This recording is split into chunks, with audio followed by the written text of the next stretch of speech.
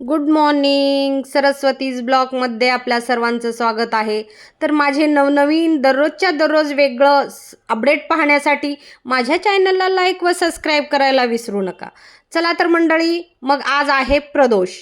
आम्ही निघालो आहे कुठे पहा बरे. आम्ही मारुतीचं दर्शन घेतलं सकाळी सकाळी. आता आज प्रदोषचे सकाळचे 14 तारीख आहे, सकाळचे 7 वाजलेले आहेत आणि आज प्रदोष आहे. आम्ही आमच्या मारुतीचं रामसीताचं दर्शन घेऊन आम्ही निघालो आहे. आज 3 महादेवाचं दर्शन घ्यायचं ठरवलं आहे. का तर आज आहे प्रदोष आणि उद्या आहे शिवरात्री.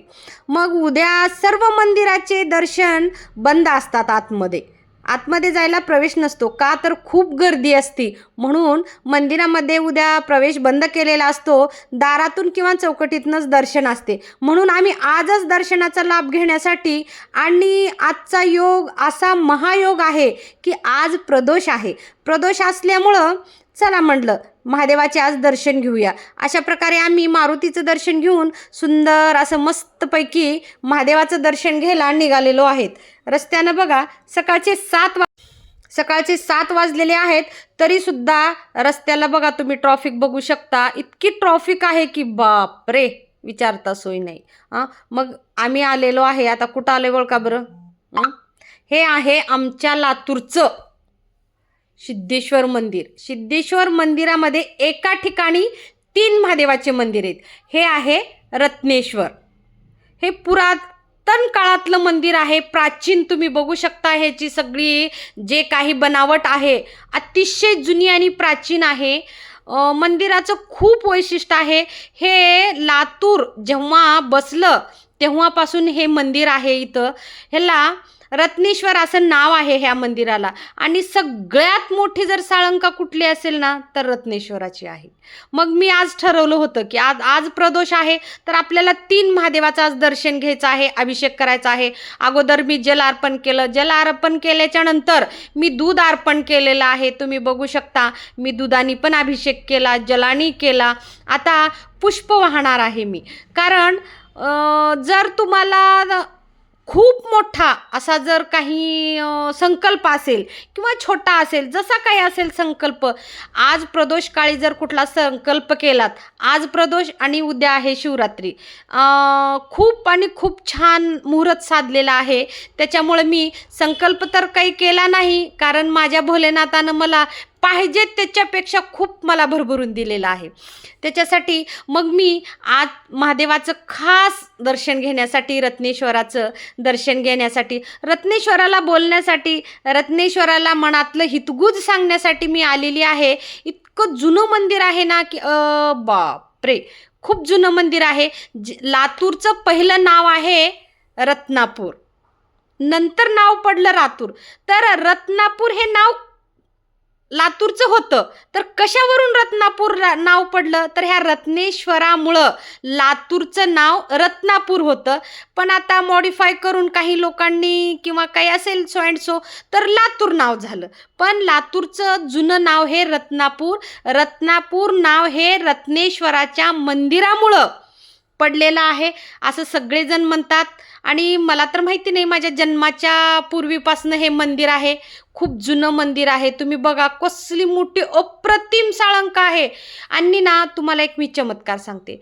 कधी पण महादेवाच्या मंदिरात गेलात, जेव्हा तुम्ही दर्शन करताय, तुम्ही त्या साळंकाला, महादेवाच्या पिंडीला स्पर्श केलात ना, कसली थंडगार पिंड आणि साळंका लागते. बापरे, फ्रीजसुद्धा फिक्का आहे व याच्या पुढे. फ्रीजमधल्या वस्तूसुद्धा गरम असतील, पण कुठल्याही महादेवाच्या साळंकाला तुम्ही हात लावा, इतकी थंडगार असते. अरे बापरे, मी खूप वेळेस अनुभवलंय बरं का ही गोष्ट. आणि हे खरं आहे, अटल सत्य आहे की महादेवाची पिंड नेहमी थंडगार असते. तुम्ही बघू शकता किती सुंदर सजवलं मी. महादेवाला अभिषेक केला, सुंदरपैकी महादेवाला सजवलं. आणि आता मी आरती करत आहे. आरती मी एवढ्या मनोभावे आरती केली ना, असं वाटत होतं की आजची सकाळ अप्रतिम सकाळ आहे.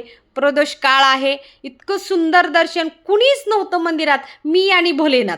असं अशा प्रकारे ना इतकं सुंदर दर्शन झालं. एक दादा आला, मग मी आरती करायला आलेला पाहून त्या दादानी मला सरकासुद्धा म्हणलं नाही, साईडला बसून बिचाऱ्यांनी पूजा केली आणि माझी पूजा झालेली आहे संपन्न. अशा प्रकारे 3 टाळ्या वाजवायचं महत्त्व मी मागे पण तुम्हाला सांगितलेलं आहे.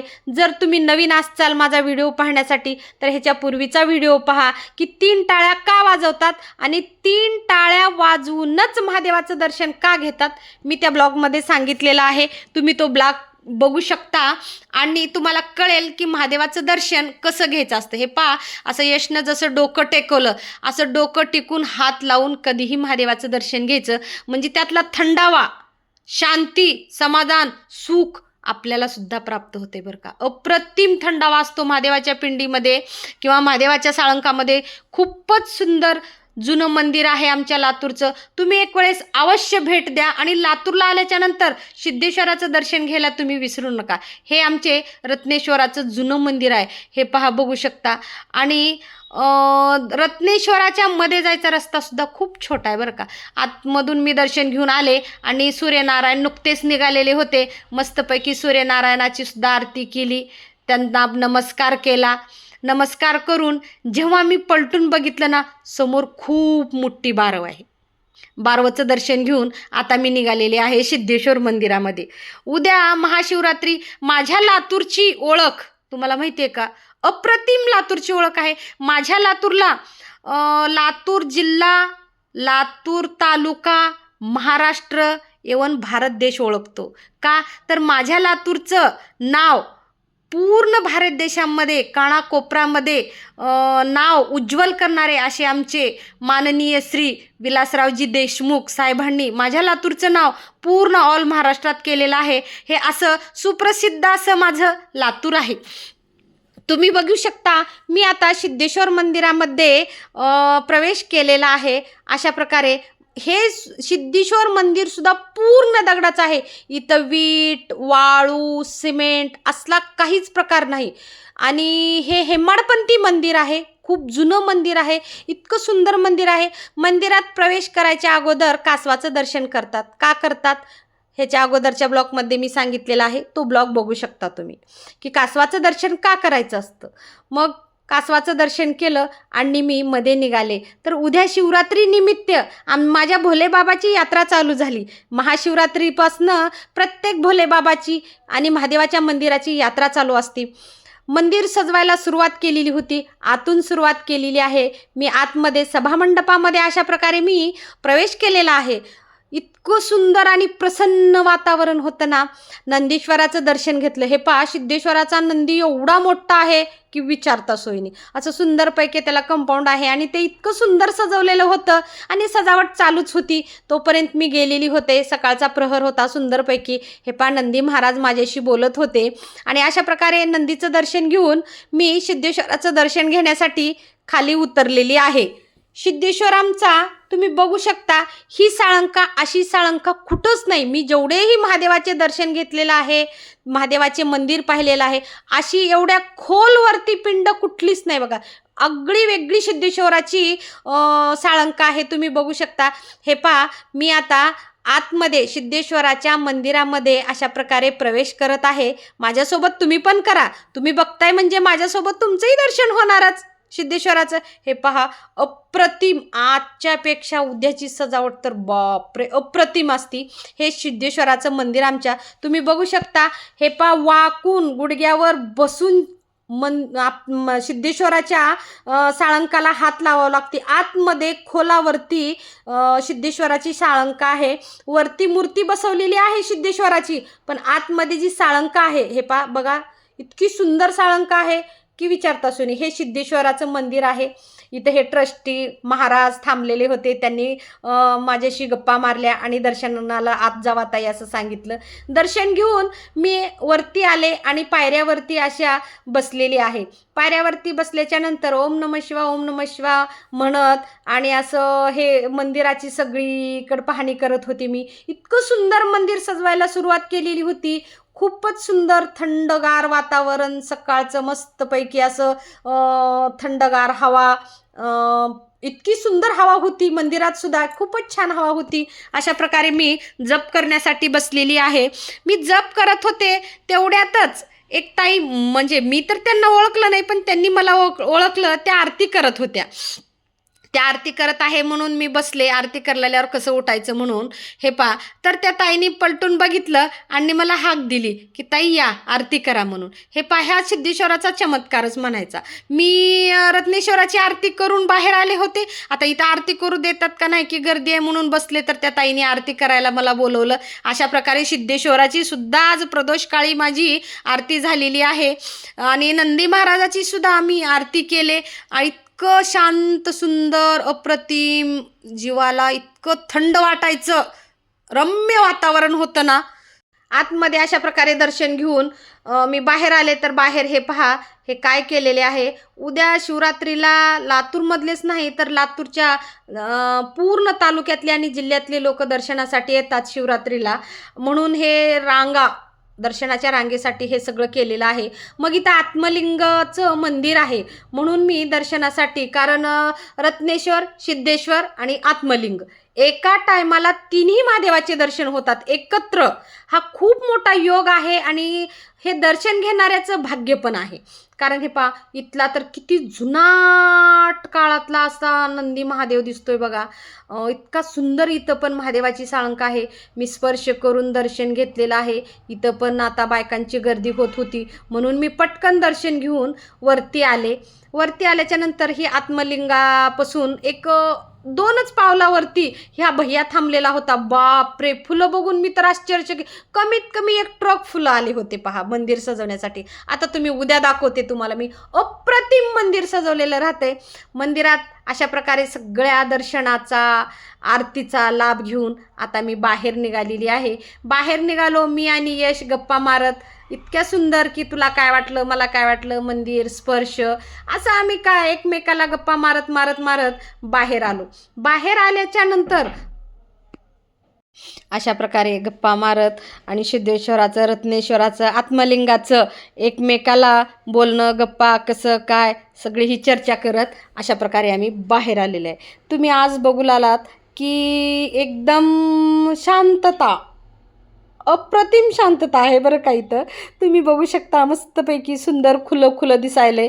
हे पहा, मी ही सगळं दाखवत आहे. आणि हे मी तुम्हाला शिवरात्र झाल्याच्या नंतर यात्रेला आलो का मग तुम्हाला मी दाखवते कसली यात्रा असते. पाय ठेवायला जागा नसतंय, असली जंगी यात्रा असते. हौशे गौशे 900 एवढे लोक येतात यात्रेला. बापरे, आणखीन काहीही मांडलेलं नाही. आता उद्या सकाळीच बघा तुम्ही, अर्धा चमत्कार उद्या सकाळी बघा. इतकं सुंदर सजवलेलं राहते ना ही रोड. तुम्हाला इथं चालायला येत नाही उद्या आम्हाला बघा. आज एवढं एकदम कुणीही नाही, शांत रोड आहे ना. उद्या बघा तुम्ही. मग सिद्धेश्वराचं, रत्नेश्वराचं, आत्मलिंगाचं दर्शन घेतल्याच्या नंतर गण्णूसाहेबचं दर्शन नाही झालं असं होणार नाही. आम्ही आलो सिद्धेश्वरून गणपती चौकात, आमचे लाडके आवडते गण्णूसाहेबाचं दर्शन घेतलं आणि आम्ही निघालो. घरी जायला निघालो की माझ्या लाडक्या लोकाला लागली भूक आणि मग आम्ही नाश्त्याला आलो पद्मा इडली गृहमध्ये. आमचं फेवरेट आहे बघा. इतकं सुंदर अप्रतिम नाश्ता असतो ना, बापरे, खूपच छान असते. मग अशा प्रकारे मी मध्ये आलेली आहे आणि ऑर्डर दिली भैयाला की भैया आम्हाला 2 नाश्त्याला पाहिजेत. भैयानं विचारलं काय देऊ दीदी. मग मी सांगितलं आम्हाला काय पाहिजे ते. हे पा, इडली वडा आणि 1 डोसा. तर भैयानी ऑर्डर द्यायच्या आधी चटणी, तिरंगा चटणी विथ सांबार आणून ठेवलं. आणि इडली वडा तर एवढा सुंदर अप्रतिम असतो आणि इथला डोसा तर खूपच छान असतो. अशा प्रकारे गप्पा मारत, एन्जॉय करत मस्तपैकी आम्ही नाश्ता करू लागलो. सकाळचे मला वाटते 9:30 पावणे 10 झालेले होते. तेवढी काही गर्दी नव्हती आणखीन इथं. मस्तपैकी आम्ही असा नाश्ता केलो. भाजी, 2-3 नमुन्याच्या चटण्या, पांढरी चटणी, हिरवी चटणी, लाल चटणी आणि सांबर आणि वरून भाजी. असं इथल्या डोशाचा प्रकार आहे. खूप छान डोसा देतात. इतका मस्त डोसा असतंय ना. हे बघा तुम्ही माझ्या ताटात चटणी, 3 प्रकारच्या चटण्या आहेत ह्या. यश म्हणलं आई वड्यासोबत थोडा माझा डोसा पण खा. लेकराची माया कशी असते बघा ना. हां, मग मी मान न मोडता अशा प्रकारे यशकुमारच्या दोशाची सुद्धा मी टेस्ट घेतलेली आहे. दोशाची टेस्ट झाली, इथून आलो लगेच खंडोबा मंदिरामध्ये. आज देवदेवच करायचं प्रदोष आहे म्हणलं चला. तर मग हे सुद्धा लातूर पूर्वीचं खंडोबा मंदिर आहे म्हणतात सगळेजण, मला काही माहिती नाही. गेले 2090पासून मी लातूरमध्ये स्थायिक आहे आणि मी ह्या मंदिराला प्रत्येक यात्रेला येते बरं का. खूप छान आणि जुनं मंदिर आहे. अशा प्रकारे खंडोबाचं दर्शन घेतलं आणि आलो आम्ही थेट चहा प्यायला. कुठं आलो? राजीव चौक. इथला चहा म्हणजे अप्रतिम चहा असतो बरं का, मस्तपैकी. हे बघा तुम्ही कसला चहा आहे आमच्याकडे. तुमच्या गावाला आहे का? अजिबात नाही. आमच्या लातूरला यायचं हं चहा प्यायला. मस्तपैकी खूप सुंदर चहा असतो, म्हणून आम्ही दोघांनी मस्तपैकी चहा पेला, मी आणि यशनीय. एकतर इथला चहाचं सांगायचं म्हणजे हा चहा केमिकलयुक्त नाही आहे. हा चहा ओरिजिनल दुधाचा बनवतात, समोर बनवून देतात. सगळ्यात मोठी खासियत ही आहे ह्या चहाची. आम्ही इथं चहा का पितो, तर हा चहा पिले की ॲसिडिटी होत नाही. का तर हे दुधाचा चहा असतो, याच्यात केमिकल नाही, पावडर नाही, कुठलं प्रीमिक्स नाही, काही नाही. खूप छान ओरिजिनल चहा आहे. मस्तपैकी नाश्ता, देवदर्शन आणि चहा तिन्हीचं कॉम्बिनेशन झालं. मग चहा पिल्यावर म्हणलं चला आता वहिनीचं घर जवळ आहे, मग इथून वहिनीच्या घरी आलो आम्ही. तर काय आम्हाला वहिनीने आणि दीक्षाने दिलं सरप्राईज. तर मग अशा प्रकारे राजे महाराजे मिस्टर आशिष कुमार धुमाळ यांच्या हस्ते दीक्षाच्या घड्याळचं उद्घाटन होत आहे. तरी सर्व मंडळींनी उद्घाटनाचा लाभ घ्यावा आणि माझे नवनवीन असे आगळे वेगळे सुंदर व्हिडिओ पाहण्यासाठी मला लाईक सबस्क्राईब करायला अजिबात विसरायचं नाही बरं का मंडळी. पुन्हा पुन्हा सांगत आहे, तुमचं एक लाईक, एक क्षणाचं लाईक मला खूप मोठा आनंद आणि समाधान देऊन जातं. त्याच्यासाठी तुम्ही माझ्या चॅनलला लाईक व सबस्क्राईब करायला विसरायचं नाही. जरी घड्याळ बघण्यात मग्न असलो तरी